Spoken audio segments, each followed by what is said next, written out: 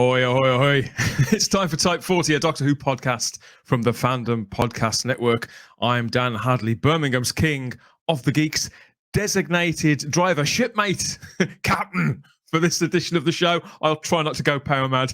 Now, whether you've got your sea legs or it's your first time on deck here, we can guarantee you free speaking, big thinking, Doctor Who talk for everyone.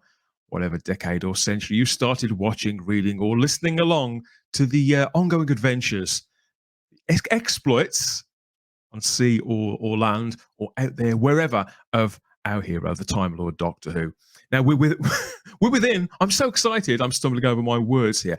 We are within rowing distance of the 60th anniversary now.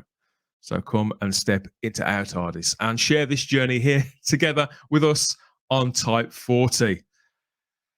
Whoa, here we are again, right up to date with televised episodes of the world's longest running science fiction and fantasy TV show, braving the most treacherous waters to catch up with Chris Chibnall's latest Doctor Who episode. I know. We'll get through it together, everybody. We'll get through it together.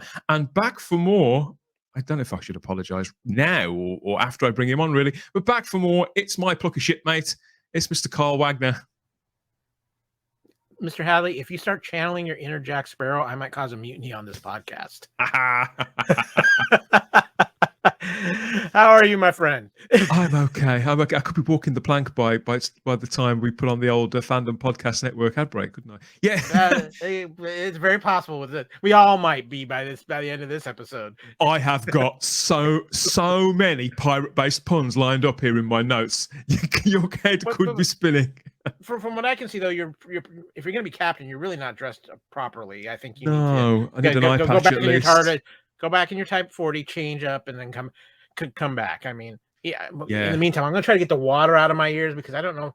I might leave it in, though. I don't know if I necessarily want to hear everything we have to say about this particular episode. Well, that's it. We're having fun with all of this because I think I don't want to go into spoiler territory because I think there's so little fun to be had with the actual episode itself. But we'll get into that when we bring in our final shipmate. Yes, she's back. I think she's been here for virtually the entire time that we've been talking about the third season of Jodie Whittaker episodes. So really, I suppose it's a case of finishing what we started. You've got to admire the spirit and the tenacity of Charlotte Shields.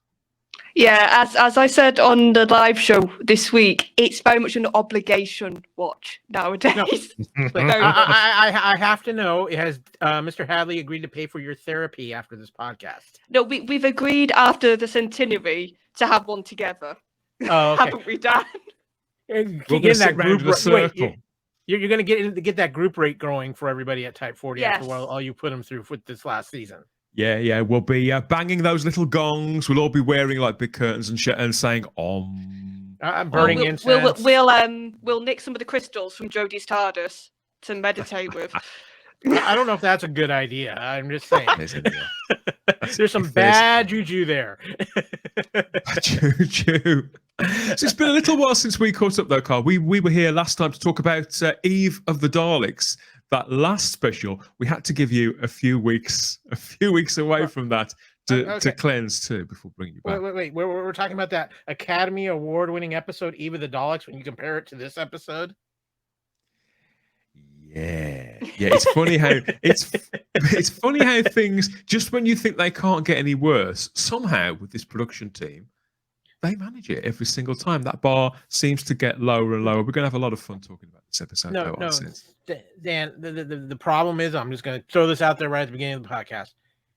You're hitting your rock bottom when your episodes aren't even memorable, good or bad. They're just there, and that's where we're at after this episode. Does seem to be a common theme, doesn't it? But how have other things been with you, though, Carl? Because I say it's been a few weeks. What else have you been up to? What's going on the Fandom Podcast Network?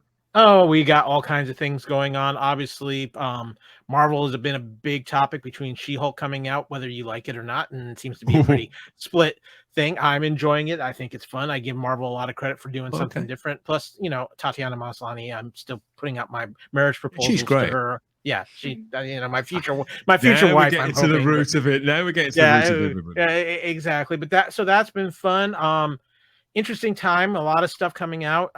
Whether everybody has strong opinions on it. Whether we got the new Rings of Power, Game of Thrones, House of Dragon, which of course we got a little bit of Doctor Who tie. Matt Smith being one of Loving the main leads in that show, which has been an interesting experience. It's a very interesting time, and of course, gearing up for a Star Wars series that I'm very excited about in Andor.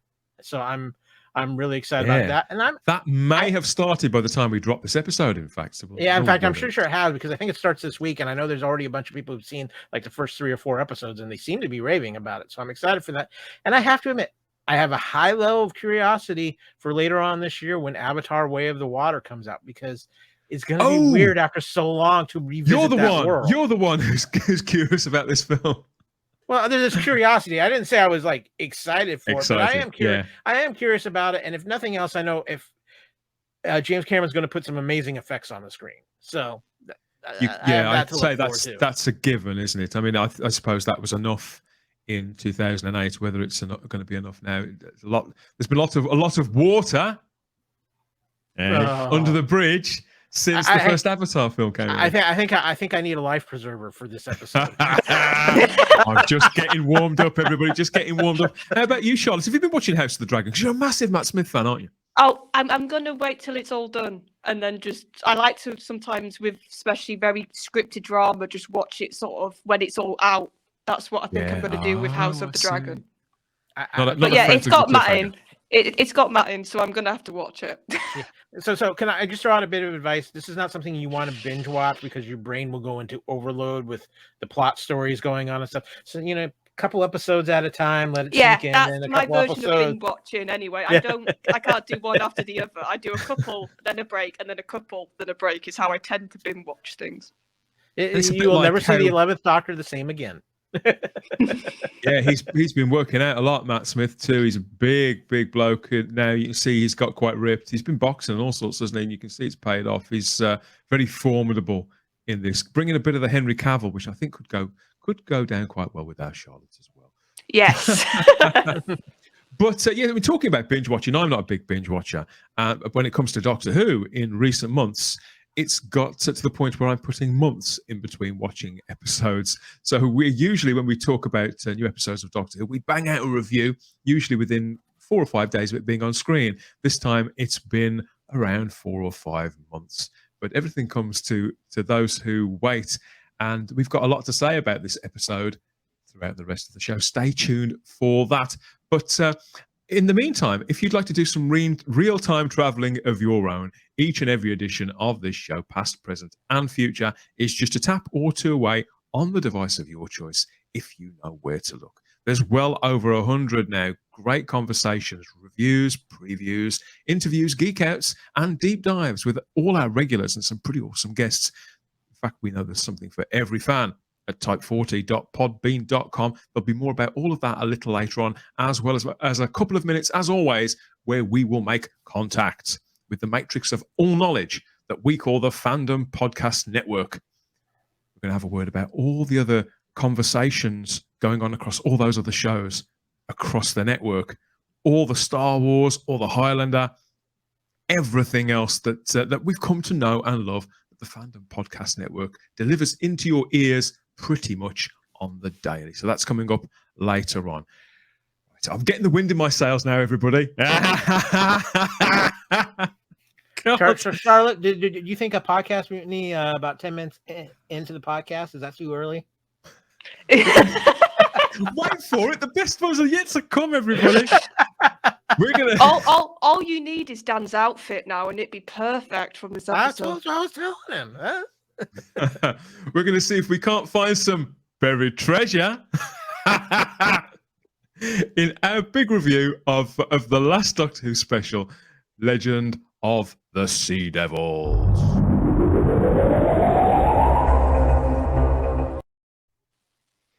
It was a very potent title that was revealed, wasn't it, at the culmination of the last Doctor Who special on New Year's Day 2022.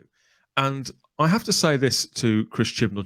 Generally speaking, I am one for not having things spoilt. I like for people to preserve their secrets, their surprises, and to thrill us where they can. It's probably a fine line to walk between teasing us and spoiling us.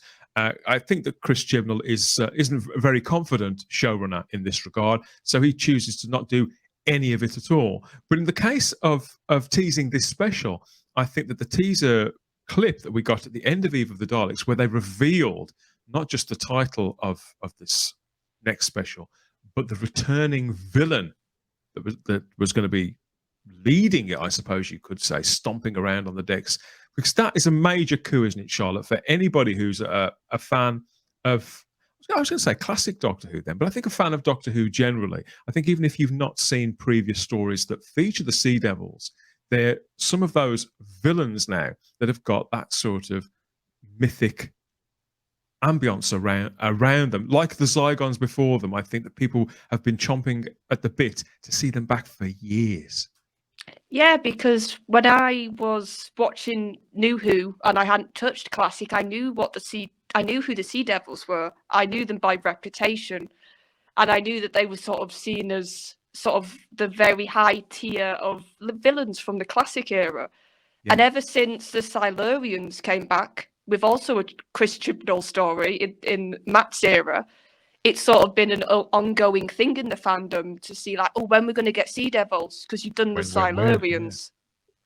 Yeah. It's been 38 years since they last appeared on screen. They had just those 2 television appearances, initially back in 1973, opposite John Pertwee in The Sea Devils. That was written by Malcolm Hulke, who'd created the Sea Devils and the Silurians, and was a very seasoned, accomplished screenwriter, script editor, sadly no longer with us. And the Sea Devils themselves partnered with the Silurians for a comeback in 1984's Warriors of the Deep, which isn't quite so fondly remembered, but I've always had a soft spot for this, and that takes place. Well, it took place in the future. It's still in the future. It's still in our future next week. I think it's set in 2084, something like that. So that's going back all the way to the 80s, and then nothing since. I think if you were to have listed when the show came back, which 2 classic villains would you want to see sort of brought back? The Zygons were always at the top, and the Sea Devils were probably underneath. So what I wondered, Kyle, because I know that you're not so into the classic show, there's some of it you've seen, some of it you haven't, some of it you remember, some of it you don't. Did you have any knowledge of the Sea Devils coming into this? Were you aware of the weight of the title and what that would mean for some Doctor Who fans? Yeah, I was aware of the Sea Devils, and I know their importance. But guys, I want to tell you something. I actually took a trip to Chris Chibnall's writing room. It was quite interesting. When you walk in, there's these 2 big spinning wheels, and one says like Eve, Legend, and a bunch of other words, and he spins that, and he gets one word, and then he has a bunch of Doctor Who villains on the other one, and he spins that, and whatever comes up. So he just happened to be falling, like Eve of Daleks. It's great how he just randomly gets things here. The sad part of this is that the Sea Devils, who should have gotten so much better of a storyline and so much better of a treatment in their return, they could have easily been a major big bad, where we see them throughout a season, kind of I like think some that's of the fair. with some of the things with Matt Smith or David Tennant, where you've seen these characters pop up multiple times in a season. Recurring villains like the Silence that have, because they are visually very, very striking, aren't they? I mean, you could say that they look rather silly, but then again, don't they all? They have this sort of Power Rangers kind of feel to them. But I think they've been given a sensitive redesign to bring them in line with things like the Pirates of the Caribbean movies. Modern sensibilities, I think, are at play here, and they've given them interesting weaponry and the seaweed and things everywhere. And you do get the impression that there's a story that can be told, a story to be told about where they've been, where they could go, and about their culture. But if there is, this probably isn't it. I don't think. But I think that Chibnall's handled with most monsters. It's like they're little more than hired heavies. Do you remember in the old Adam West Batman cartoons where the Penguin or somebody would have 3 or 4 people in multicolored sweaters behind him, and just come, and they'd come in and they'd do the fighting with Batman? I think Chris Chibnall views Doctor Who monsters very, very similar to that. It doesn't really matter what colour vests they wear, as long as they sort of throw the right punches and stand in the right spots. They're interchangeable. I think he very much sees, unless they're the Daleks, which maybe he's written with a bit more sort of depth and a bit more sort of detail. If you're not a Dalek or a Cyberman, he sees them as just, they're there to be an obstacle for the Doctor. That's it. There's nothing else to them. He had more fun with the Daleks, only marginally, but he did have more fun with them, I agree. The problem here is that you do this special with a longtime villain that people have been wanting to see again and learn more about and see them being brought back into the fandom of Who in a complete throwaway episode. There's no meaning to this episode because it doesn't even tie into the aspect of, oh, well, the Doctor is going to be changing soon. You know, even when we had episodes before, whether it was Capaldi, Matt Smith, David Tennant, those last episodes kind of started having at least a theme to them. Right now, it's all over the place. And I watch this episode and I sit there afterwards and I'm just saying, Chibnall has got to be doing this intentionally. He's going to make, he's so bitter or angry about how things went that he's just like, I'm just going to just do whatever I can to make everybody mad and make it as difficult as possible to transition into something new. It does feel like running a series into the ground, Charlotte. I think that's... Yeah, and I think Carl's touched on something I felt, especially rewatching this. There's no build-up. There's no sense that, like Carl said, we've got a regeneration coming on the horizon. Like all the other Doctors, even like the first, I would class it as like their last 3 episodes usually, you would get this feeling of changes coming, a build-up, even a bit of anticipation to the regeneration. And pathos. Stakes. And with this, you could put this in Series 11, Series 12, Series 13, and it would fit structurally because there's nothing to do with, like, and I don't know if they were trying to do that with the Thasmin stuff near the end.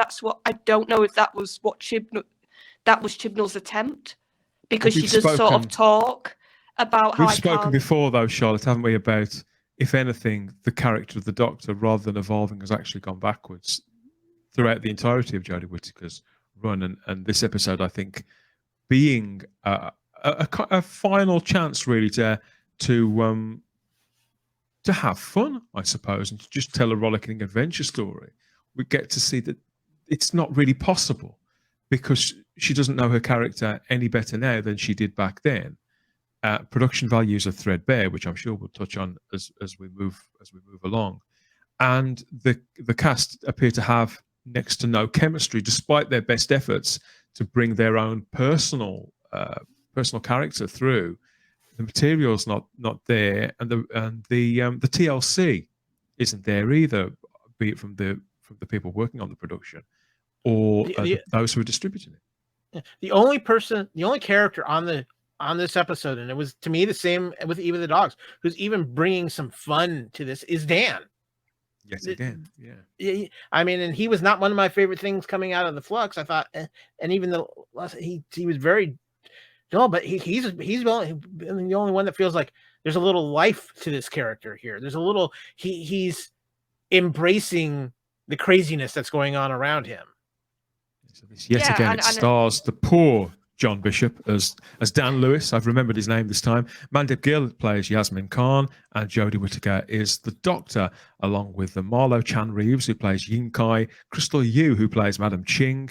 We've got Craig Ells playing the Chief Sea Devil. Arthur Lee plays Yi Hun, and David KTC plays Ying Wai. So it's a bigger cast than the last special, but not massive. And there's a bunch of actors, a bunch of guys who stomp around as Sea Devils. I'm going to name check a few of those, actually. There's Richard Price, who's very active on Twitter. He's very proud to be associated with the show. And Mickey Lewis, Andrew Cross, Chester Durant, John Davey, and Simon Carey. I think they play between them. They've probably been inside multiple Doctor Who monsters over the years, if not all of them.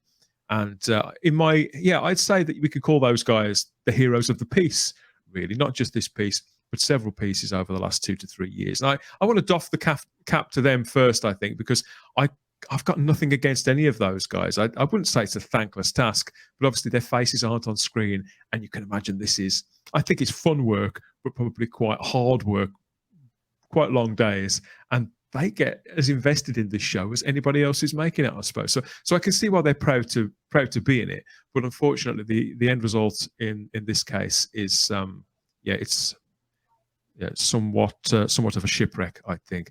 Okay, so let's get into it. This is Legend of the Sea Devils, written by Ella Road and Chris Chibnall, and the blurb. You think some of my puns are on the nose? Listen to this. This is the official synopsis here from the BBC. Swashbuckle your seatbelts.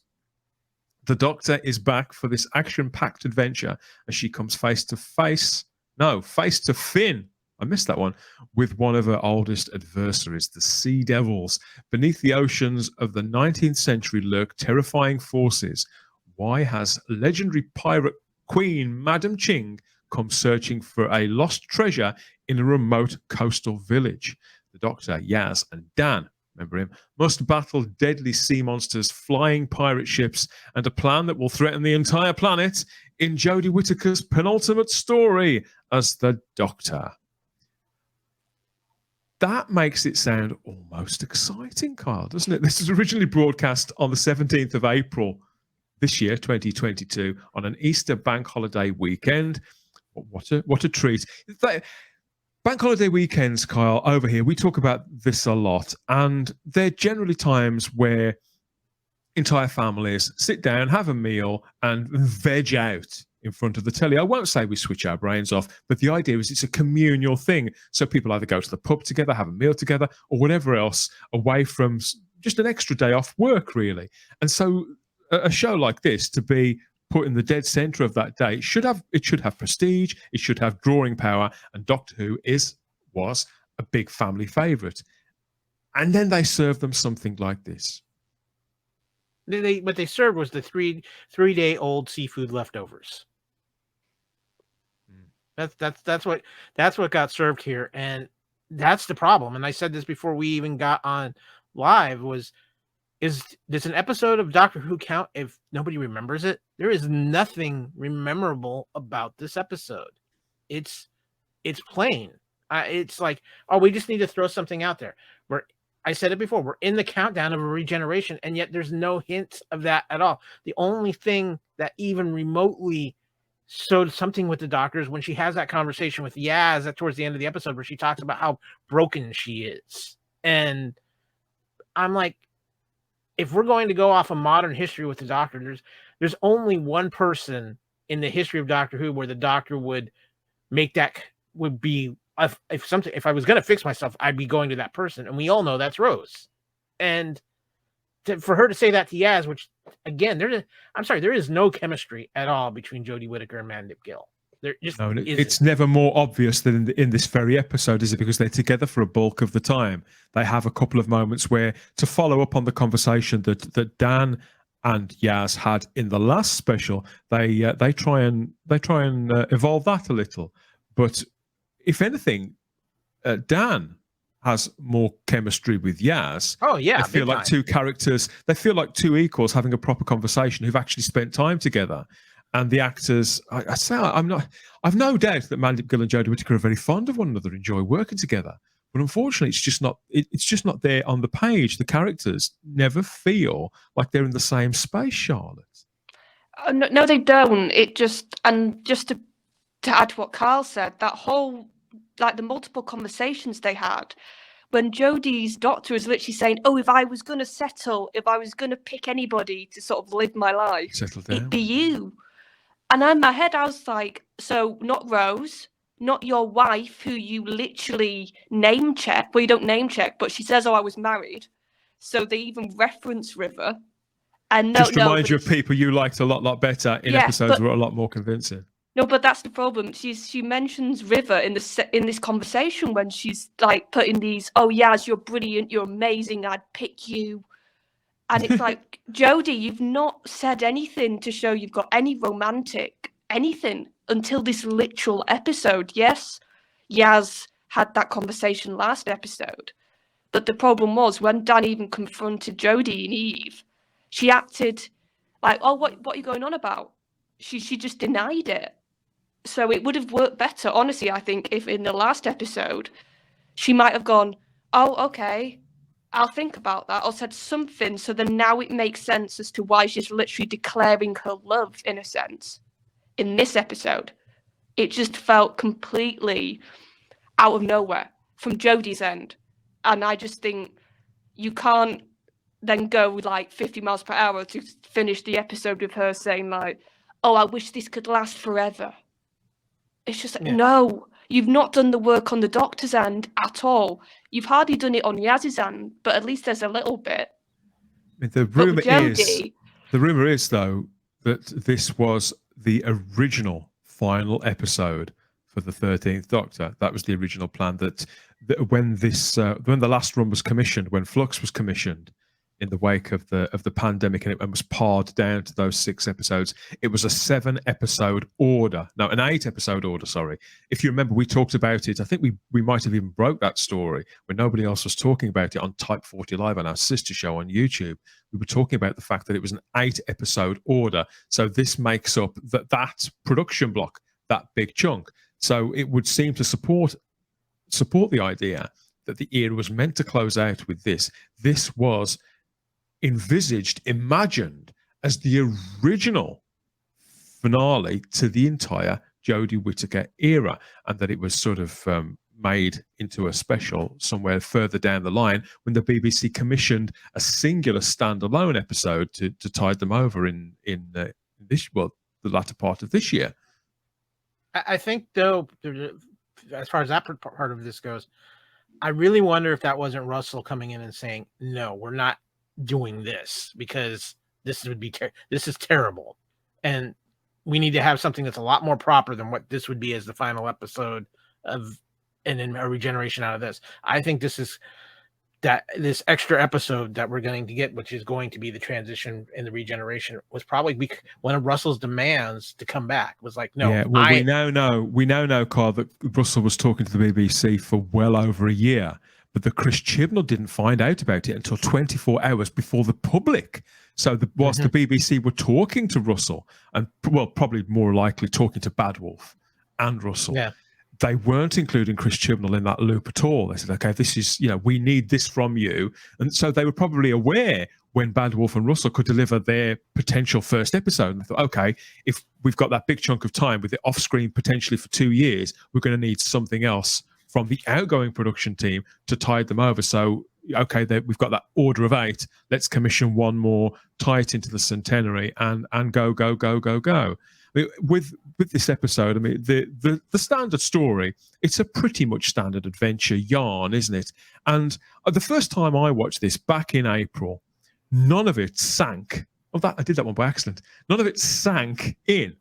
The nuances of what Madame Ching was after and why, what the Sea Devils wanted to do and why. I mean, it turns out the Sea Devils want the same things that they've always wanted, the Silurians always want, just to take the Earth back from us. It's still quite it's got a lot of punch, that has. And I can see why they would go back to that again, if I'm being generous, because obviously it's been a long time since these villains have been on screen, so it's fine. But at the time I watched this, really, it left no impression on me at all, Carl. Just as you said, it all washed over me, and none of these elements of the plot stuck throughout the show at all. The watching of the show, it just wasn't a compelling adventure story. And then you got the other side to it. You think, okay, well, not everything can be a compelling adventure story. Sometimes we're there just for the character, Charlotte. But as you've said, when the characters have very little in the way of connection and chemistry, we haven't got that either. So we're all at sea. Hey, we're at sea, clinging on to whatever we can to carry us through nearly 50 minutes of runtime, because this is Doctor Who and we love this show and we want it to do well, we want it to succeed. And amazingly, there was a certain amount of goodwill that had built up towards this in that 2 or 3 months in between specials, simply because it's a canny thing that Chris Chibnall did by, just as you said, Kyle, by getting this particular toy out of the toy chest, thinking, okay, this will tide people over. This will guarantee they come back, because after nearly 40 years, people will want to see the Sea Devils again. It turns out not that many people at all. But as the story moved along, it just all completely washed over me. I went and rewatched it this weekend because I knew we were going to be recording this podcast to talk about it. And I have to say, with the rewatch, a lot more of it did sink in. I was able to at least work out why they were doing what they were doing. But it shouldn't take a rewatch. I can see why. I'd love to see the breakdown of when people switched off to this, but I suspect that the drop-off as the episode was being screened, just fewer and fewer and fewer and fewer people, they were all turning over to whatever was on the ITV1 at the same time. There were some pretty pictures up on screen, I think, Kyle. Some of the visual effects in this were, I'd say, stunning with a small s, were nicely done. And there were some nice ideas that were really quite visual, such as the captured pirate ship that the Sea Devils had pimped out. Even though I can't stand it when the Doctor does that, drops all those modern day slangs in, and she does it all the way through this. But that looked quite nice. But again, it's not enough to carry you through for 50 minutes, is it? This is the truth of the Chris Chibnall era, more than I think anything right now. You just summed it up, Dan. The untapped potential.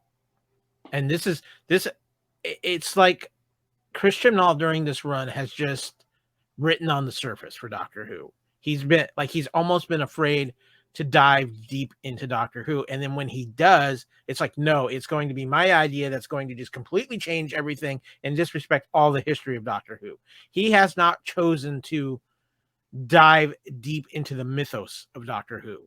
He would rather have done his own thing, throw some people some bones to keep their eyes on it, like including the Sea Devils, only to, when we get to that, be like, I'm underwhelmed. This is not what I'm used to. Russell dove deep into the mythos of Doctor Who. Everything with I'm blanking on his name, but through the Matt Smith era and the Peter Capaldi era. Yeah, the Stephen Moffat. Stephen Moffat. They dove into the mythos, and added to it and created their own mythos with it, but still keeping the mythos of Doctor Who there. Chibnall just has he's either been afraid to dive into it, or he's only chosen to dive into the canals that he's created.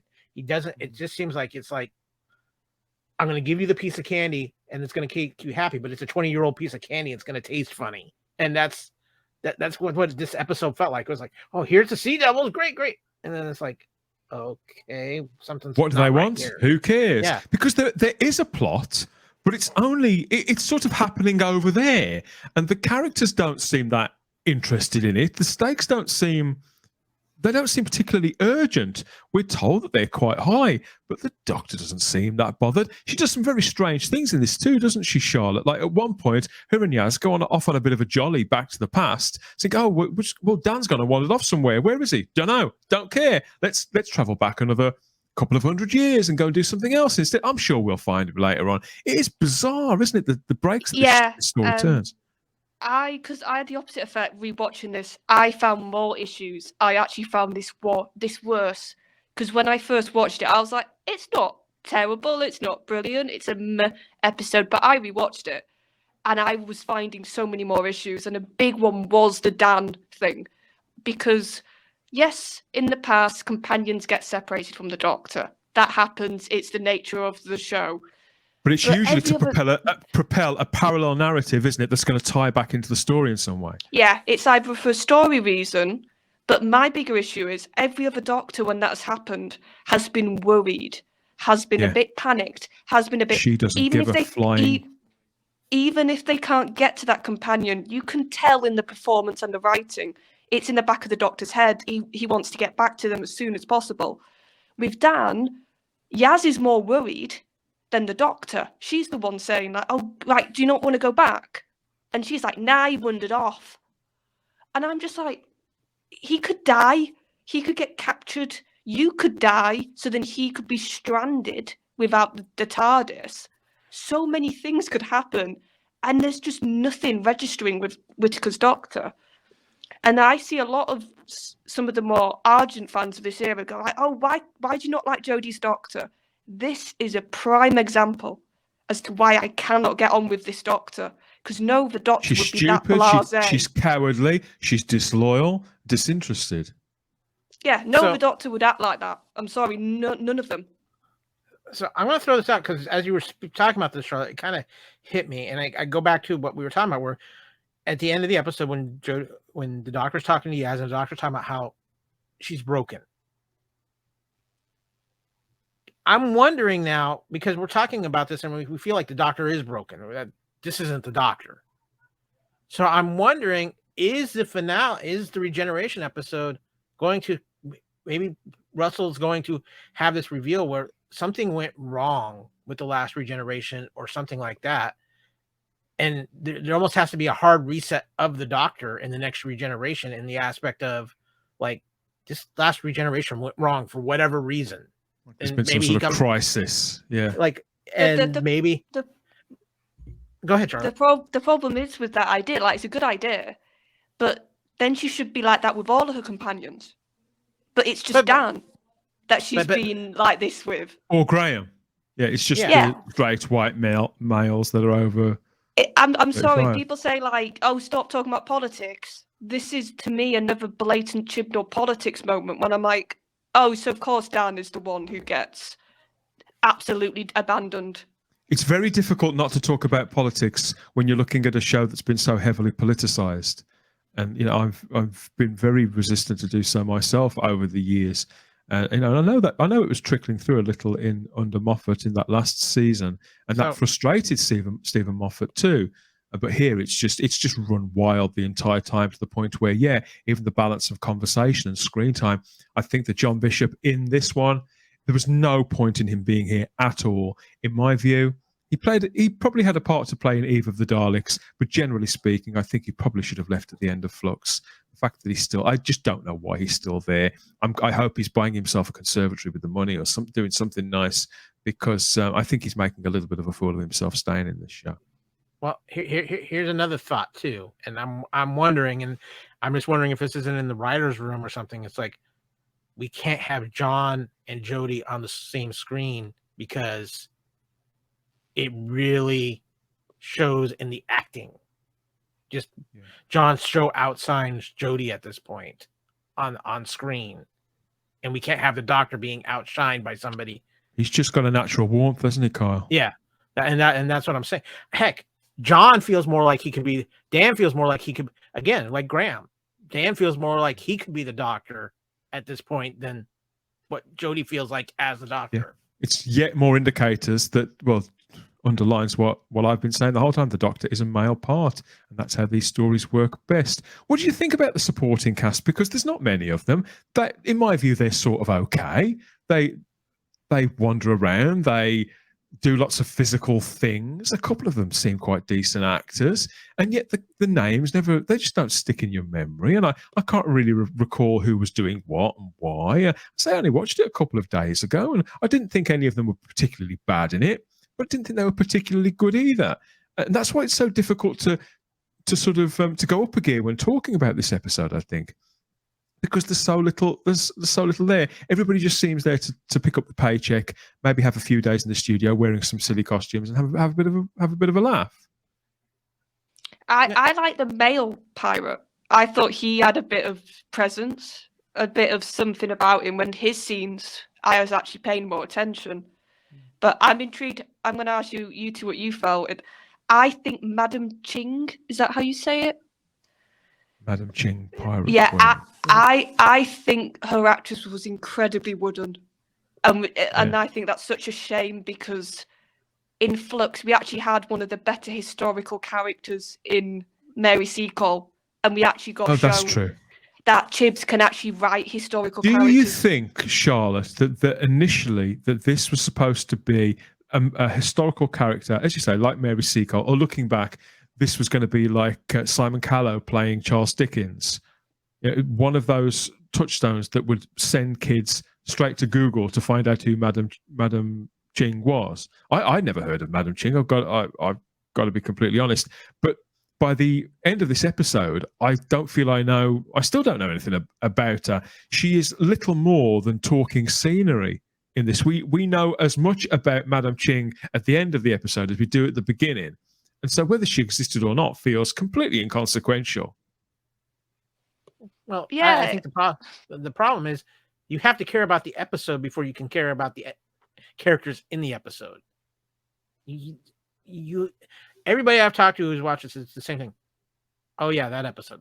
There's too much indifference to this episode, so the performances themselves get lost in the fact that the episode is just there. It exists, and that's it. And there wasn't anything special either within the writing of the episode or the performances within the episode, which I think are reflective of the writing, to make anything stand out. So how can you judge? And did you notice those weird jumps as well? I don't know if it was badly edited, because there's elements like there was a scene where the TARDIS is within the jaws of a big sea monster. That's quite impressive. They talk about this big sea monster that the Sea Devils have got. It takes the TARDIS, and then it fades to black, like really abruptly. And then the next time you see them, everything's sort of fine. And that happens at 2 or 3 points in the episode, as if it's been sort of really edited in a panic or just over a lunchtime or something like that. Oh, this will do. We'll snip this bit. We'll snip that bit. The rumor is, I think this episode came in at around 47 minutes, which isn't very long for a special. Usually specials are 60 minutes. But there are rumors that it was edited because some of the material that was in it was deemed by some of the upper echelons of the BBC when they reviewed it, that it was removed because it was considered culturally insensitive. But, that's just speculation at the moment. We can only judge by what's on screen, can't we? And I did notice that at several points that the plot would just sort of stop and would pick up a little while later on with characters in sometimes completely different locations doing different things and having a completely sort of different energy with the people that they were in scenes with. It was like there was chunks of this episode missing, chunks of the story missing. Yeah, it had a real patchwork feel. If I were to think of a word, like you said, disjointed, characters would just literally pop. Like in the beginning, when she first meets the Sea Devil on the beach, suddenly out of nowhere they've got a net and they've caught it in the net, and we didn't see the scene beforehand to show them having it. So you just sort of went, right, I've just watched Jodie talk at it, and suddenly now they've caught it. There was quite a bit of those type of moments. But they're just that good. They're the best ever, this team. They just decide these things. They don't even have to talk, communicate in any way for them to know exactly what the Doctor would want them to do. Well, it is so strange. That again, this comes back to everything that's wrong with this episode.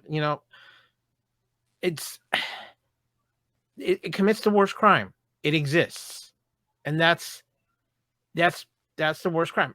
It's not so bad that you can sit there and just you remember it because it was so bad, and there's nothing good about it. Exciting. It just exists, and and the problem is that's the worst thing you can do. And you talk about the editing, the writing, everything. It's just like it feels like it was just thrown together.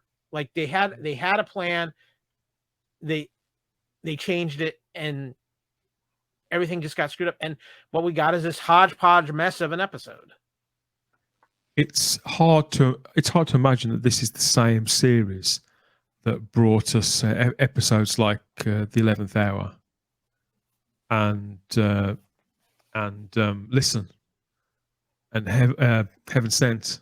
It's just feels like a completely different production on a totally different network, and it's heartbreaking, really, to see Doctor Who, the show that trailblazed back to TV in 2005. I know that 17 years is a long time, but it's heartbreaking to see it all looking so tawdry. It's sort of hollow. That's what I felt coming after this episode. And it's, like you said, the direction, the editing, the story, the performances, like there's tiny little bursts, but this felt so like almost this was like this almost felt like, to me watching it, like this was almost their first episode ever they've done. Like we've gone back that many years. When the production team are just gelling together and testing boundaries about what they can and can't do feasibly. I mean, they could have had a lot of fun. For example, with a sword fight, everybody loves a sword fight. There's that classic sword fight between the Doctor and the Master in the original Sea Devil story. And here we have the Doctor clashing swords with the Sea Devil. I quite like the Sea Devil's new weapons. I quite like the idea that they can there's a swirl of mist and they sort of magically appear. It doesn't make a great deal of sense based on previous appearances, but tech is tech. It's fine.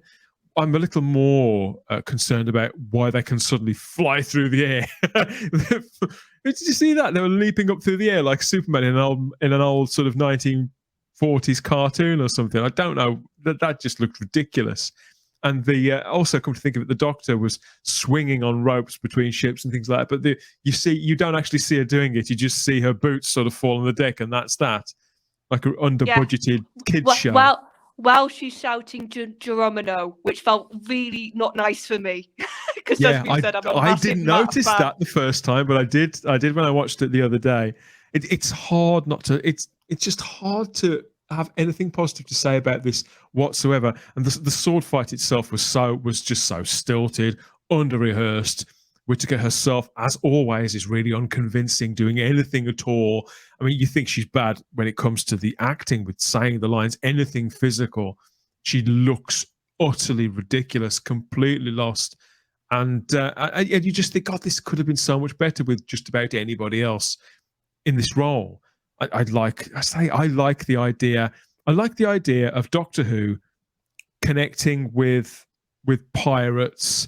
And I like the idea of the Sea Devils being involved in this world. I think it's a fun thing to mash up, and you can play with the Pirates of the Caribbean aesthetics and things like this.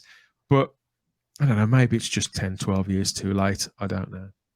No, it's the wrong creative team. It's the wrong creative team. I truly believe. I'm really starting to get the feeling that Chris Chibnall wrote Flux and then he checked out. He's like, I've done my part. I should have been done with Flux. You guys want these extra episodes? Okay, there you go. What you got. I mean, whether you like Flux or not, I will at least give credit in the aspect it did feel like Chibnall was at least trying to be checked in a little bit during Flux. Like it was like a storyline he actually had some caring about. Even the Daleks in this, it's just like, I'm just throwing out whatever sticks, make it work. The stuff, all those scenes on the deck of the pirate ship. By this point, we've got the two characters, the two pirates from different eras in Chinese history, and yet that's never explored. The contrast between them. We get a vague moment where Madam Ching is quite impressed by. Is it Ji-hun? Is the other character? Yeah, I think it's Ji-hun. Yeah.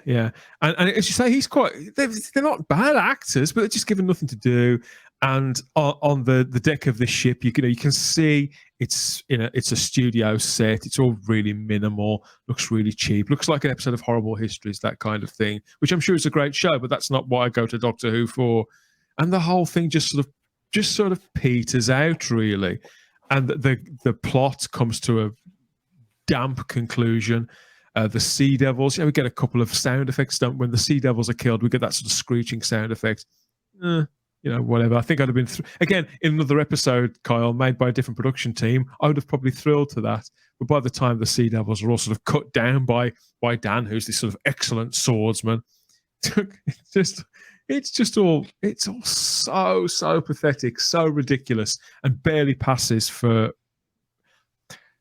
I know I've said this before when it comes to this era, but this isn't just bad Doctor Who; it's bad television, and it's absolutely indefensible that this show, and it can lay any pretense to having an international profile and to broadcast something of such low standard, and they can make the excuses that there's been a pandemic, there's been this, there's been that, BBC cuts, whatever. Then you cut your cloth, you make better choices. They just can't do it. Mandip Gill hanging in there, bless her heart, given these sort of lifeline minor plot strands to play with for a little, like you say, Kyle, until they run out of screen time to play out with. It is all rather tragic, and I'm trying not to labour the point, which is very difficult not to, as we work towards that final scene on the beach between the Doctor and Yaz. You talked about it earlier on, Charlotte, and I couldn't agree more. I think the actors, both of them, even Whittaker, tries to work with that to get the most out of it. But because there's been nothing there apart from a scene in the very previous episode, you just think blah blah blah blah, whatever, girls. can I wake up yet? I know there are some out there that are thrilled by all of this Tasman stuff, but there are very, very few of them, and enough's enough. It felt like whatever was excised from the production, wherever they had to take it out for the rumoured cultural insensitivity or what, I don't know. It felt like that scene was really tacked on at the end. And and I also think that is not the type of scene you end your episode on. You don't do such a low-key, sort of really interpersonal scene. You can have it. When it ends, Charlotte, it ends so abruptly, doesn't it? Just like those cuts we were talking about earlier on. The episode itself also just stops, and then the titles roll. Yeah, it feels odd to have that scene as your last impression as well. And like you said, and I think even odder, you've got the scene before this when Diane randomly rings Dan. I forgot that. Yeah. To just sort of say, actually, no, I don't hate you now. And it's just like... Convenient, isn't it? What? Like, where's that come from? So, yeah, it just... And, like, this was meant to be Pirates of the Caribbean. Like you said, it was meant to be adventure. And I just think and on this scene just doesn't work at all. There's only one way this scene works as far as how it ends and that kind of abrupt ending. And again, I go back to if we have a sense that the regeneration is coming. Like if this scene, if it cuts off here, but we have a sense, okay, there's something more going on here. There's the regeneration coming. There's something more going on here. They'll kind of leave us almost like on a cliffhanger type kind of feel going into what the next special would be. But there isn't. There's no energy in this episode with anything. And I got to tell you, watching that last scene, it more felt like the real dialogue should have been between Jodie and Mandip. It's like, are we done with this yet? Can we just shut the book on this?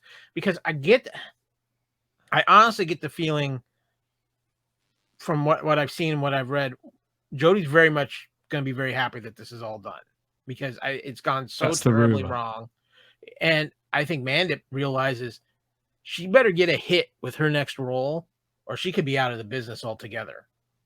And she needs to prove that she is what everybody seems to want to hype her as, is that she's a much better actress than what we've seen on this show. And I'm like, then she better get a role that's something completely different from this and something where she can exercise some energy. Into theatre with a role opposite Tom Felton in this sort of long-running murder mystery. I think it's a two-hander that they're doing on stage, or it's quite a small cast, quite a minimal thing. And apparently she's really good in it. So I do hope she comes out of this show with some semblance of a career.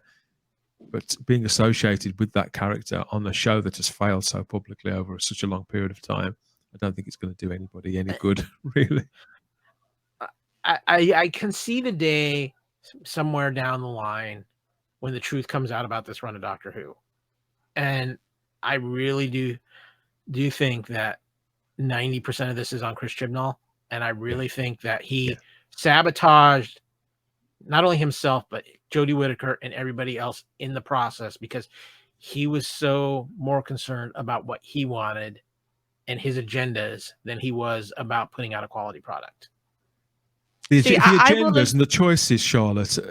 This was, I don't know what you thought about the direction. I don't know whether it's just been badly edited or whether it's the fault of the director. But again, we've got a director on this, Halo Wang, who has gone on record, even though she's based in London, she's a Chinese writer and director. She admitted that she'd never seen the show, which is fine. I don't suppose you need to have seen the show to work on it. But again, the direction to me doesn't seem particularly good. She's got very few credits. Apparently, she's gone on to work on something for Netflix, but she's next to a non-entity. And then you've got this co-writer, Ella Road, who worked on it with Chris Chibnall. Heavens above, talk about the blind leading the blind. Ella Road is a 31-year-old British writer who describes herself on Twitter as nasty, brutish, and short. Sounds absolutely lovely. She's got no She's got no writing credits to her name until this for screened television. She's a playwright, best known for a play called The Phlebotomist, and a second one which she's just put on, which is it's called Fair Play, which is all about the scrutinization of women's bodies in sport focusing on testosterone levels and people who are intersex. So that's her only credit. And on the strength of this, Chris Chibnall invited her to co-write a special on one of the BBC's flagship shows. Yeah, I think because obviously with Flux, it was mainly Chibnall, so we didn't have a lot of new writers like we've had in previous series. And I think this one really showed we got reminded how badly Chibnall picks these people. Because the sword fight, that is one of the worst direction I've seen in years. Because it wasn't still, the camera was constantly shaking about, it was constantly cutting and moving. Like, if you've got a set piece fighting bit, you need to direct that well, because it shows more than anything else. Get a fight choreographer in and really work with them on breaking down every single stroke of that sword. That's my point. If you've got, like we said, you've got the cast not being brilliant, but if the director also can't show it to the best of the ability that a fight scene should be, it was just, like I said, it reminded me of like a student film. Some of the direction in that sword fight, and like if it wasn't a sword fight, it was just flat. Like there was nothing dynamic whatsoever. It's like you said about Eve, you quite liked the last director. I didn't think it was bad, the last one, but this one, I could feel it when I was watching it. And Ella Road, if she was meant to be there for maybe some of the more relationship stuff, I don't know. I think that was the rumor. I don't know if she even said that herself. I can't quite remember now. So she may have written that last scene. That's what she may have been there for, to do the personal stuff. I don't know if she said that in an interview or I can't quite remember now. No, I think you're right. Come to think of it. To be fair, the dialogue wasn't bad in that last scene. I've seen a lot worse dialogue in the Chibnall era, but otherwise you could tell she's not used to doing sci-fi or adventure or anything, because the flow and the pace, obviously that's not all on her. It's Chibnall's co-writing on this. But I can't see her. Wouldn't it be weird though? Wouldn't it be weird that these are characters that he created and has guided over 3+ seasons, and you reach a moment like that and he's not confident enough to write it himself? Yeah, because we know he doesn't believe in this whole relationship. The production team have said it was an afterthought in public interviews. What do you think, Kyle?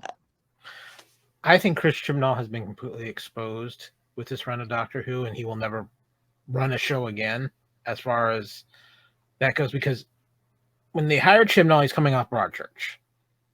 And you go back and you watch that show, and it's a very good show.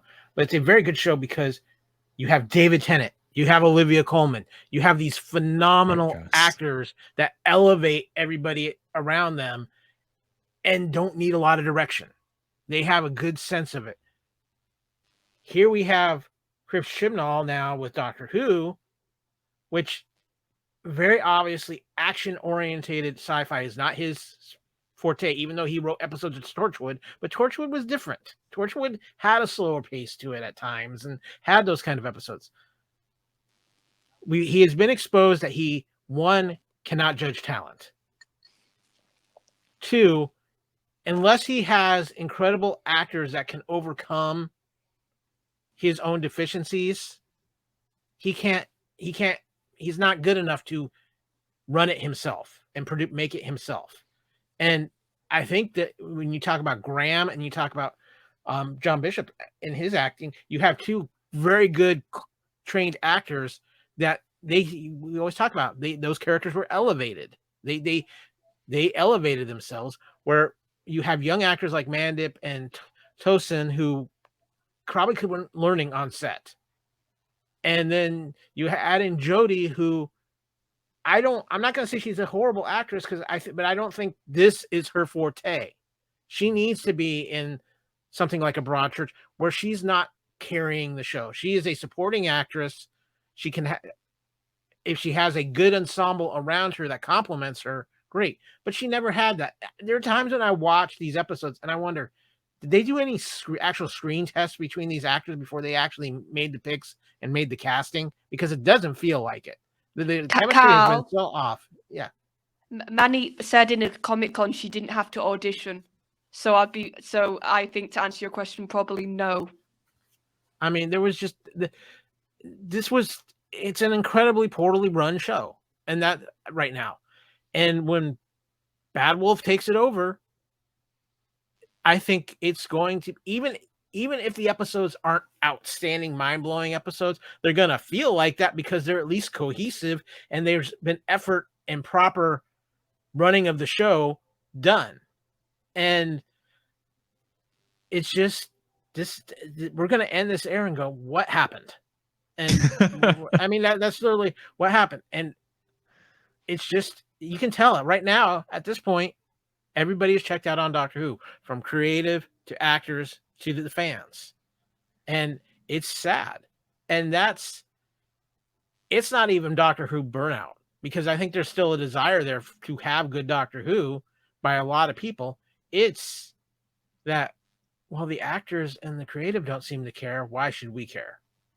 And well, even down to people like us who are commentating on it. You know, we've got together to talk about this episode out of a sense of continuing to make a quality product and deliver, as we promised, a review on every single episode of this era of Doctor Who. This is kind of unfinished business, but in many respects, we're just ticking a box as well. You know, because there's not a great deal to say. All of us, I think, come to think of it, we try to look for the positives in things. We don't want to just bash something for the hell of it. I felt, after we spoke about Eve of the Daleks, I thought we could have gone a bit easier on that because there was some entertainment value there. But here, I think, no. This isn't so much a review as an autopsy. And they deserve far. I think they deserve, to be on the receiving end of a real pummeling for putting out something like this, and to driving the whole show into the ground so hard that they would put something like this on a bank holiday Monday and have the nerve to bill it as a special. It baffles me. As you say, Kyle, people have checked out on it. I think we should check out for a couple of minutes and go and check in with the Fandom Podcast Network to find out about a lot of the other great conversations that are going on all the other podcasts over there. What do you think? I'm sure Kevin has got something to say about all of that, hasn't he? Oh, he's usually got something to say about everything. let's see what's going on over there. Thank you for listening. We hope you're enjoying this podcast. We like to continue to feed your ears by inviting you to listen to these other great shows on the Fandom Podcast Network. It starts with our flagship show, Culture Clash, discussing the latest in entertainment pop culture.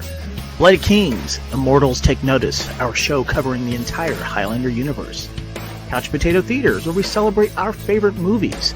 Time Warp, the Fandom Flashback podcast discussing a year in movies and our favorite retro movie and TV pop culture topics. Good Evening, discussing all things Alfred Hitchcock. Union Federation, our Star Trek and Orville show. Hair Metal, the 80s and early 90s rock metal podcast. Type 40, our show covering the time-traveling Doctor Who universe with host Dan Hadley. Lethal Mullet, an 80s and 90s action film podcast with host Adam P. O'Brien. Also check out the Lethal Mullet Network for more great podcasts. What a Piece of Junk, a Star Wars podcast with hosts Scott, Derek, and Nathan. Making Treks, a Star Trek podcast, a deep dive into the final frontier with host Mark Newbold and Adam P. O'Brien. And check out our newest shows, The Fandom Show, our monthly Fandom Podcast Network live YouTube exclusive show about the month's hottest topics in fandom, and the FPN True Believers MCU podcast, discussing the Marvel Cinematic Universe and the related Marvel television and streaming MCU universe, including the connections to the original Marvel comics. You can find the Fandom Podcast Network on several platforms. Please subscribe to the Fandom Podcast Network YouTube channel to receive notifications of new podcast episodes and live events. You can enjoy all of the Fandom Podcast Network audio podcasts on our master feed at fpnet.podbean.com. The Fandom Podcast Network is on all major podcast platforms, including Apple Podcast and iTunes. You can find the Fandom Podcast Network on Facebook. You can email us at fandompodcastnetwork@gmail.com. You can also find the Fandom Podcast Network on Instagram at Fandom Podcast Network and on Twitter at FanPod Network. Thank you for listening, and remember, respect others and enjoy your fandom.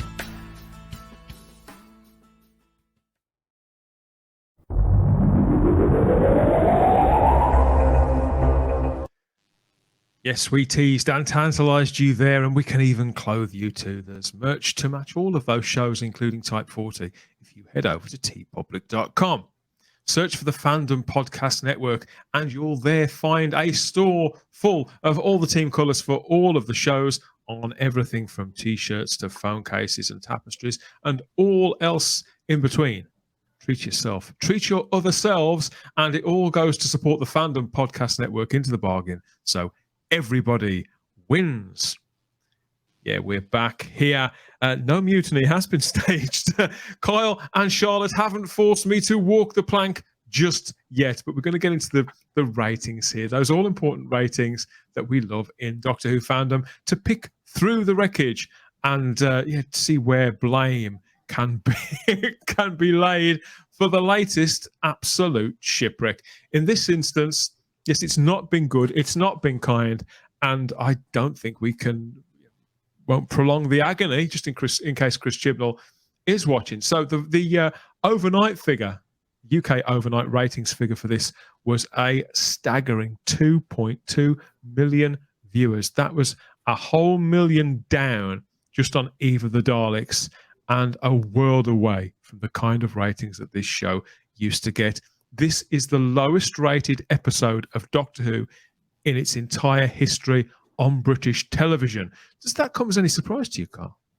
Not really. One, this came out at a very odd time for a Doctor Who episode, and two, people knew that's a big part of the problem, especially with this particular episode. Everybody knew at this point. It's lame duck episode. It's Russell's coming, Bad Wolf is coming. We don't care. We're just waiting on that. I will be willing to bet that the next episode, which will be the changeover, the start of the changeover episode, will probably double what this episode did. It's very hard to say, isn't it? Charlotte, were you surprised by this low figure? I've got to be honest, I was. I had a feeling it would be around the same as Eve of the Daleks. I thought that the bank holiday may do it a favour. I felt that perhaps the Sea Devils may at least hold the line for it. But to lose a whole million viewers in just a few months, that's massive, isn't it? Yeah, I can remember being surprised it was such a low one. I didn't think we were going to get any sort of miracles with a jump up. I knew some people were thinking maybe the Sea Devils could do a bit of a bump, but I remember thinking at the time, yes, we've spoke at the beginning, they're a fan favourite, but I don't think there'd be enough to counter all the bad feeling about this production team. So, but I didn't think it'd be a million. I thought probably Eve was going to be the resting point, viewing figure wise, until we got to the Regeneration, and especially as Doctor Who magazine even put out an even more shocking viewing figure. I don't know if that's part of your slide when they revealed on the night live, it was 2 million.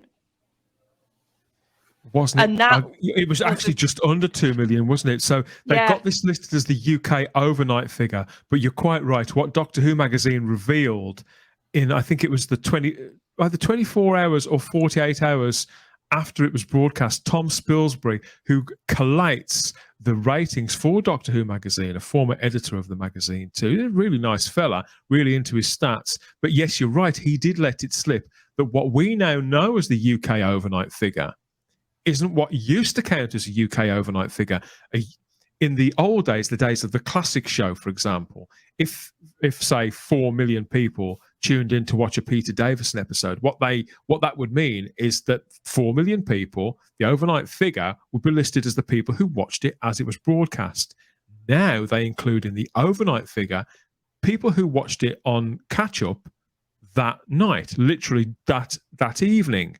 So yes, you're quite right. The actual people who tuned in to watch this as it was being broadcast was less than 2 million. And I think that is the biggest indictment you can have, because that's how many active Doctor Who viewers who actually think, no, I'm going to put the effort in to watch it on that night, watch BBC One on that time slot, and they got just less than 2 million. Considering, weren't they beat into the ground too by a repeat of the Antiques Roadshow on BBC Two? I think that's happened before. Yeah. I think they were up against like the Masked Singer or something when this was broadcast. I can't quite remember, but no, that was the one that I was surprised by the 2.2, but then I was like, wow, they've even let slip it's worse. Which I was like, why are they letting this slip? This is as close to flatlining as it can possibly get. But I think we've established before, haven't we, Kyle, that over in the States, the figure, Doctor Who has pretty much flatlined. 209,000 is the figure for BBC America there, the American overnight figure. So again, that's you could. How many people can they fit in Hall H at Comic Con, Kyle? I think not quite that many, but not far off. I'm going to say this, and I truly believe this.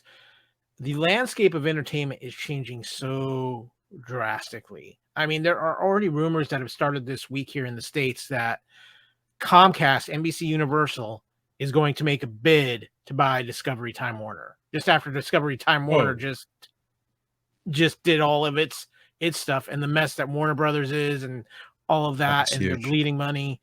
Doctor Who, if I am the BBC, it might be time to start really considering offers on Doctor Who, whether Bad Wolf wants to buy it, Sony wants to buy it, because what is happening, at least here in the States, and I know it's a little different for you guys, shows are jumping off of television. They're going behind paywalls. We just had one of the biggest, longest running soap operas, which are huge here in the United States, announce that it's going off of its network and going onto the network's app. And that is massive. Paywall. Yeah. Which shows that, Kyle? Which shows that? Days of Our Lives. Yeah, that is a really big show, isn't it? It's like 60 years that's been on. Yeah. And it's just, you're seeing it more and more and more. And I really think that it's time. It might really be time for Doctor Who to make that kind of move, because I think it would get more money into it, because you would be having a major net company really wanting to make this succeed. And I really think it's one of the few I generally loved IPs that's still out there that really doesn't tie into anything and that has a worldwide recognitionable name. And I think there's a reason why that we've heard rumors of Sony with their relationship with Bad Wolf sniffing around. We've heard rumors of Disney sniffing around. I really think there's a lot of blood in the water around the Doctor Who IP right now. And after the BBC has fought for so many years, I don't know if they feel like it's worth it anymore to them. The audience appreciation index figure is also pretty bad. That's back down to 76, which was the figure not just at the beginning of Flux, but the final episode of Flux 2 was a static 76. So it's just going nowhere, pleasing nobody. Nobody's being won back around to this show, Charlotte. And you can understand, again, it's not making a splash. This is classed as a poor figure for that audience appreciation index figure. This is people who actually watched it. They get to vote. They made the choice to watch it. Did they enjoy it? And this is how they register their pleasure or not. Yet another sobering figure, Charlotte. Yeah, but I think maybe a bit in play now, especially as we're recording, we're running up to her final episode, and the BBC have only just started to do very tiny bits of promotion for her last episode. Like this was hardly promoted. Like we got the trailer, like you said, after Flux, and then it was silent until like the week or something before, where we got some press interviews and some images. So I think at this point also these specials have suffered a lot because the BBC has finally given up in that sense to even try and promote or put eyes to the end bit of her era. I think the BBC just have this feel of they just want it to be over with, and they've just got this stock that they just have to shift, and it's become like more of an issue than actually proud that they've got it anymore. Especially with Jodie. Let me ask you guys, because I don't know, because in the States there's no Doctor Who marketing at all right now. There's nothing. Are they at least marketing Tennant coming back? Are they marketing Russell coming back? Well, bear in mind the Tennant stuff is not on screen for well over a year. Well, I understand that, but you have this huge IP. How are you? And you have this probably the most beloved actor associated with Doctor Who coming back. How are you not marketing that even a year from now? There's rumors, Kyle, and we can say it as a rumor, that Jodie's going to regenerate into Tennant in the final episode. That's what I've heard. I've heard that too. That actually has made its way over here. I would not be surprised if the BBC are sort of waiting for that, if that doesn't happen in the final heavy episode, lifting for them, to sort of be the big kicking off point for like, now Jodie's gone, we don't even have to talk about her, we don't have to talk about Chibs. Here you go, Tennant. And because Charlotte, some of our friends on Type 40 Live, the live stream YouTube show that we do every Thursday from 8 p.m. Everybody, if you've not caught that, also available as a podcast here on the Type 40 feed. Well, some of the people we've spoken to on that, people who've tuned out who haven't been watching this era, I'm thinking in particular of people like Ian Diaz, who've said, I won't even watch the Centenary special. I'm not going to watch that under any circumstances. I just want to see the regeneration, because they know that will be clipped. That will be the clip that makes it to the news bulletins, for example. Whoever Jodie regenerates into, that'll be in the news. Everybody's going to see that. It will also be clipped and put on the BBC's YouTube channel, which will also negate. It'll give people even less reason to go back and watch the actual. I've got to watch 90 minutes of it just to watch that. Oh no, I'll just catch that bit on YouTube or whatever. So they're shooting themselves in the foot with the entire brand, really, the way they promote it both before, during, and after broadcast. Well, but here's a question: are they dumb enough to have her start regenerating and not have the full regeneration until the next special? And maybe, and I'm just throwing this out there, I'm just playing devil's advocate. What if the Tennant special is like a regeneration memory? I don't think they can afford to do that. I think they need to. I think the fandom needs, because I've spoken to quite a few of my mates who need to just have that closure of her physically regenerating into the next Doctor. And I think the BBC are very aware of that as well. So they want to have that proper, she goes into flames or whatever they're going to end up doing. And then we're going to get, like we said, rumoured, we're going to get Tennant. It seems to be the only way to go, to give it a jolt, to do something unexpected, and that people watching say, I didn't see that coming. I didn't know he was back. I mean, I think there will be a bump on viewing figures for the next special, for that final special, I do, but it's not going to be hugely substantial. Whereas that clip will absolutely, it will travel. It will make headlines. I mean, for example, the BBC will make sure it makes headlines. They haven't been able to promote the special, as I understand it, as much as they wanted to. I believe the campaign was supposed to have kicked off this last week, just gone, which at the time of recording, it's only 10 days ago that we lost Her Majesty the Queen, which has understandably dominated the news and taken over television. But during that time, the BBC has not promoted anything at all. You know, to do with the entire centenary that they've got coming up. It's their own centenary event, not Doctor Who. So they've got a raft of programming that's ready to go in 2 to 3 weeks' time. But they have had to observe that period of national mourning and not promote any of their output. You really don't want to promote anything right now under these circumstances. Now, let me ask you guys this, because again, I'm only getting so much information in the States. You guys get a lot more. If I am Bad Wolf, if I am the BBC, I obviously I think the episode should end with seeing David Tennant, because then you can go a full year of David Tennant making the I'm here to save Doctor Who. That's the public face of Doctor Who, yeah. But not only do I do that, I have I can never pronounce his name, guys, so forgive me. I'm just going to say that the 14th Doctor. Shooty Gas. I have him everywhere with David Tennant. I have David Tennant. He's attached to David Tennant's hip. So so people get his face, see him, and associate him with Tennant and Russell to legitimize the changeover by association. To legitimize the changeover and not just make it about David Tennant. Let's get people used to this face. Let's see him getting approved by David Tennant. Let's see him, being part of this too. Don't make it just about, David Tennant's back, because people are going to assume he's back and then he's leaving again after one special. Yeah. I think No, I think you have to I was going to say you give can do people a better. taste of both. You can do better than that because there's rumors we're going to get more than David in the 60th. Have all of them. If you've got returning doctors, have them all on the trail doing panels, going to Comic Cons.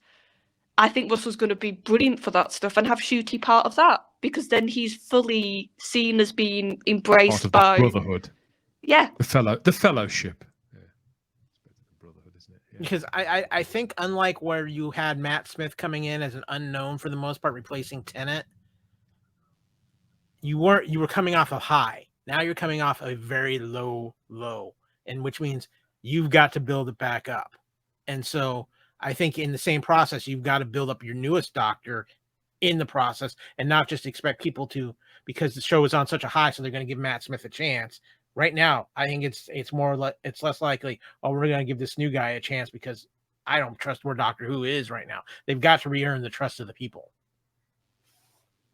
Going to be a long road. Fortunately, there'll be lots of other things going on to attract our attention. I think, from what I hear, there's going to be quite the marketing explosion for the 60th anniversary next year. If they don't, they're leaving money on the table, and they're leaving an intellectual property that, as you said, Kyle, that is potential and always has been a bit of a cash cow. They're leaving it to stagnate. They can't afford to let that happen any longer. And I'm sure that Bad Wolf and Sony and Russell T Davies have got no intention of letting Doctor Who down and letting Doctor Who fans down. Before we leave it all together, I'd like to ask you guys, how many golden doubloons out of 5 you're going to give Legend of the Sea Devils? Let's take care of that business first. none of us want to say. Okay, well, I'll start it off. I'm going to take my golden doubloons and rebury them in a new location with a new map because this episode does not deserve any golden doubloons, to be honest. It's a new low, isn't it? I'm not gonna. I don't want to bash the creative people who did put hard work into this and the actors who did try to make an effort with this, but no, this doesn't deserve a gold. I'll give everybody a shilling for the ones who deserve something for putting the effort into this, but as a whole, no, I'm reburying my treasure. This is a big 0. How about you, Charlotte? I'll give this a 1 purely because I think the setting is actually interesting.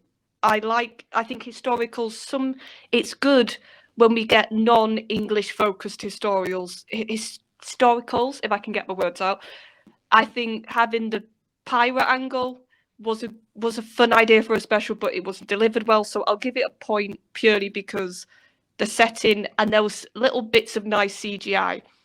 But like we've gone through the issues, the pacing, the structure, like I said, the fact that she left Dan, it might sound a bit daft that got me, but it did because I was just like, that's such an anti-Doctor thing to do. And it was just the way it was done, which added to it for me. And the Thasmin stuff, they're trying to build on something that's not there. And I find that even worse. You just shouldn't include it. You shouldn't now suddenly try and convince us that Jodie's got these feelings and Jodie's Doctor wants to settle down with Yaz out of nowhere. So I'll give it a 1. That's very generous. I have to agree with my friend Kyle. I'm going to give this a 0 as well. I think I'd probably be a little more generous and give it that 1, were it not for the culmination of 4 years now on-screen work on the show. I think it's astonishing that somebody looked at this and thought that it was worth putting before the British public. Absolutely shocking, and a new low for not just for the ratings, but for the entire Doctor Who legacy. And they should all hang their heads in shame, quite frankly, at how bad they are. They are leaving this old show. Absolutely shocking. If you are a completist, of course, you can add this to your collection. Legend of the Sea Devils is partnered with Eve of the Daleks, and they're both available in a double pack on DVD and Blu-ray. That was released back in May all over the world. And I understand there's some sort of celebration box set coming that will include both of these specials and the Centenary special. That's due out towards Christmas. Again, on DVD and Blu-ray and in some sort of steel book. Heaven knows. I suppose I'm going to buy one at some point. But we all have our cross to bear, don't we? We all have our cross to bear. As for the BBC Centenary edition of Doctor Who, we have a title. Kyle, it's called The Power of the Doctor, and it airs sometime in October. So what do you think about the title there? I can give you the honest answer. I can give you I'm going to try to put a positive spin on this answer. The Power of the Doctor, yeah. Is he spinning that wheel again? Spinning that wheel again? Yeah, basically, yeah, he's spinning that wheel. Honestly, the Power of the Doctor is this would have been I would have been more fine with this if this was 5, 6, 7 years ago when the Doctor was kind of at its height. This could have worked because you could have spun it as we're showing you how powerful that Doctor Who is as a worldwide recognitionable thing, and how important the Doctor is. Now it has no meaning, and it feels like it's just like, oh, we're just going to throw this out there. It's the end of an era, good or bad. This is not the Power of the Doctor is not a way to end an era on this. Heck, I wouldn't find if the 50th would have been the Power of the Doctor. That name, you can actually tie a lot of meaning into this. It's almost meaningless at this point. And it's just laziness.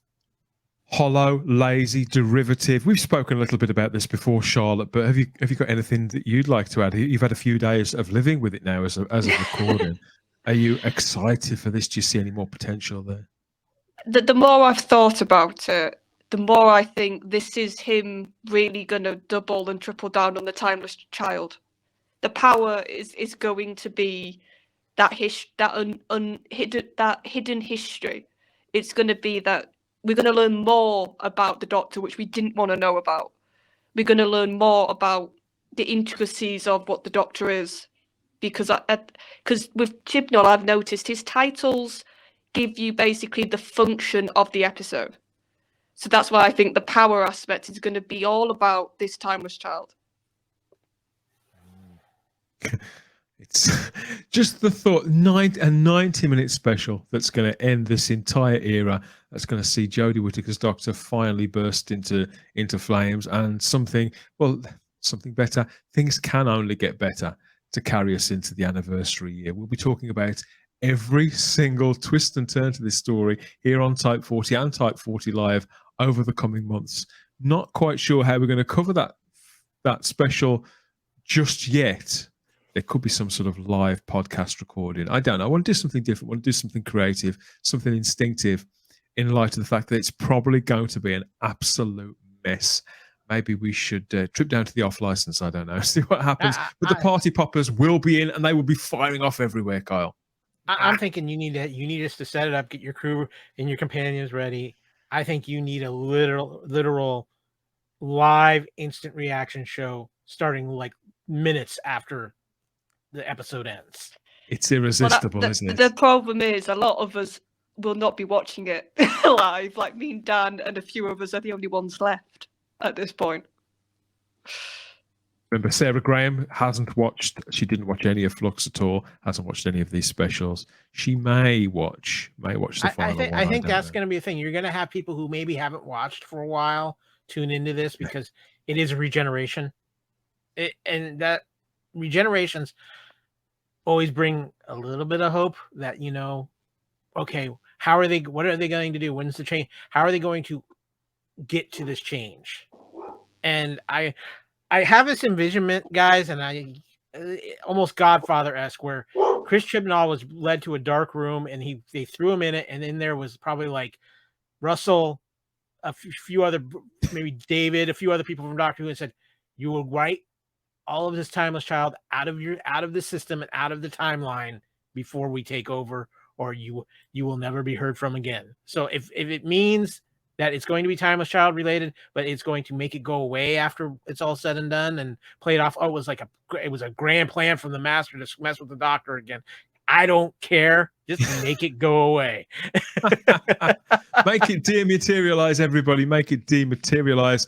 And just as it happens, that is the old girl starting up and calling time on another edition of Type 40, a Doctor Who podcast. I'll be back with some more soon. Look out for that wherever you found this. It could have been on the dedicated home feed for Type 40, type40.podbean.com, or maybe we rolled up on the podcatcher of your choice, like buried treasure on Apple Podcasts, Spotify, Stitcher, iHeartRadio, TuneIn, Google Play, Podbay, all those other places. You get the picture.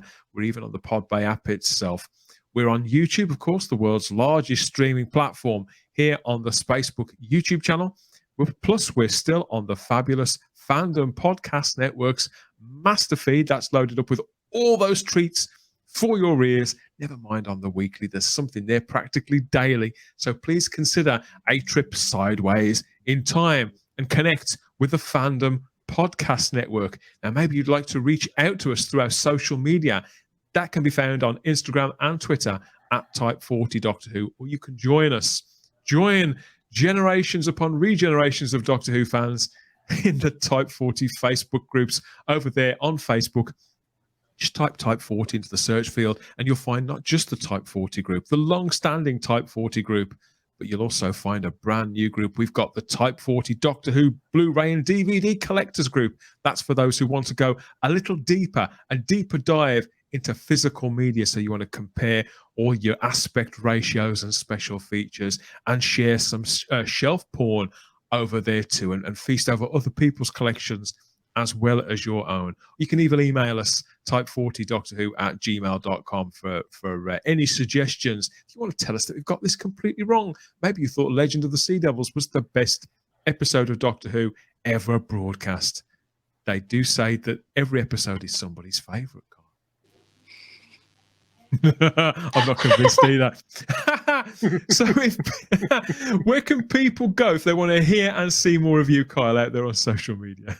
Well, obviously, you can hear me all over the place on the Fandom Podcast Network. We've got everything kind of running in high gear right now. We got our True Believer show covering all things She-Hulk, Union Federation, which we've now partnered up with the BQN, and we're sharing some shows between each other there. Union Federation is covering everything Star Trek Lower Decks right now. Of course, we also have some new the BQN shows now showing up on our master feed, including All Good Things and Galaxy Class. And of course, we still have our stalwarts, of course, of Time Warp, Couch Potato Theater, Blood of Kings covering all things Highlander, of course, Type 40.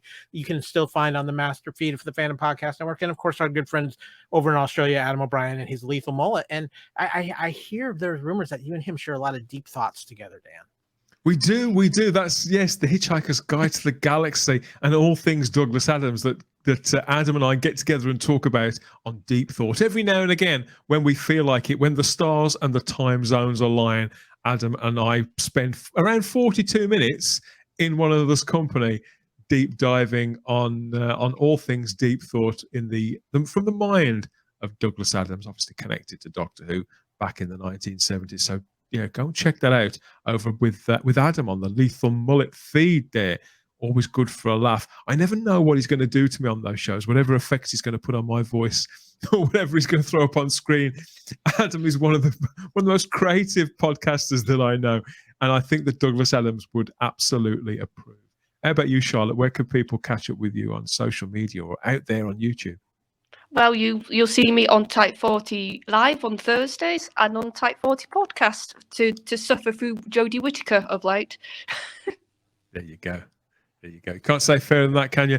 It's I think when people sign up for a stint with us, they I can't guarantee them a good time, but we can guarantee therapy almost and solace.